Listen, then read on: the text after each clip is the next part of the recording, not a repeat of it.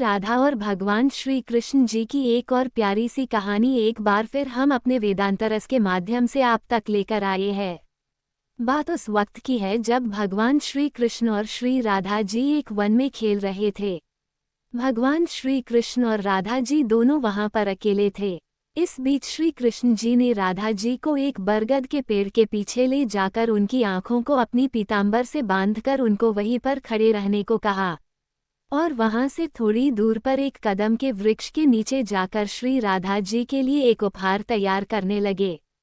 कुछ पल ऐसे व्यतीत हुआ और थोड़ा विलंब होने लगा तो राधा जी बरगद के वृक्ष के पीछे से आवाज लगाई कि वो अब थोड़ी भी देर नहीं खड़ी हो सकती और बोली कि मेरी आंखें दर्द कर रही है।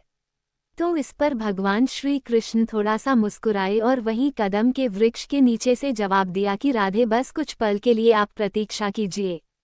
उसके बाद राधा जी वहीं आंख बंद करके प्रतीक्षा करती रहती और यहाँ श्री कृष्ण जी जल्दी जल्दी अपना काम पूरा करने लगते हैं और जल्दी श्री कृष्ण जी काम पूरा करके श्री राधा जी के पास गए और श्री कृष्ण ने अपनी हाथों से श्री राधा जी की आंखों से पीतांबर हटाया और फिर उनको अपना उपहार दिखाने के लिए श्री राधा जी को कदम के वृक्ष के नीचे ले गए।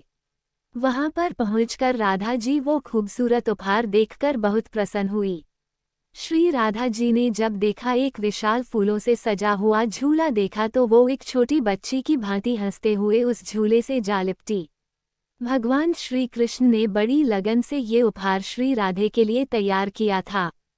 फिर राधा जी उस झूले पर बैठकर श्री कृष्ण जी से बोलती है, कान्हा पीछे से थोड़ा झूले को धक्का लगा दो।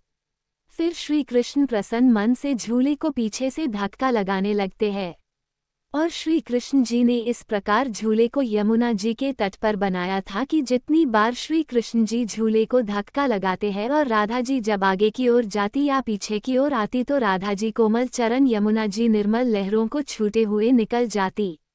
ऐसे ही कुछ वक्त चलता रहा, फिर अचानक से श्री राधा जी की नज़र उस झूले में लगी एक श्वेत फूल पर जा पड़ी और उस पुष्प को देखते ही श्री राधा जी बहुत अधिक प्रसन्न होकर श्री कृष्ण जी से कहती है कि हे कान्हा, ये पुष्प तो हमारे व्रज में तो नहीं है, तो आप इस पुष्प को कहाँ से लेकर आए।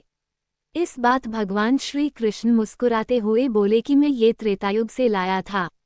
त्रेतायुग, ये सुनकर राधा जी को आश्चर्य हुआ और फिर पूछी कि त्रेतायुग से कैसे।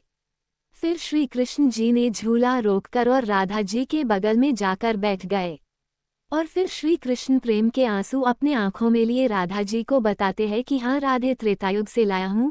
जब मैंने पहली बार तुम्हें देखा था तो तुम पुष्प वाटिका में थी। पहली बार तुम्हें देखते ही राधे मुझे तुम्हें उसी पल एक अपने हाथों से बनाया हुआ पुष्प से निर्मित झूला देने को मन किया, परंतु उस समय मैं रामावतार में था और मर्यादा पुरुषोत्तम होने की वजह से अपनी वो प्यारी सी इच्छा पूरी न कर सका।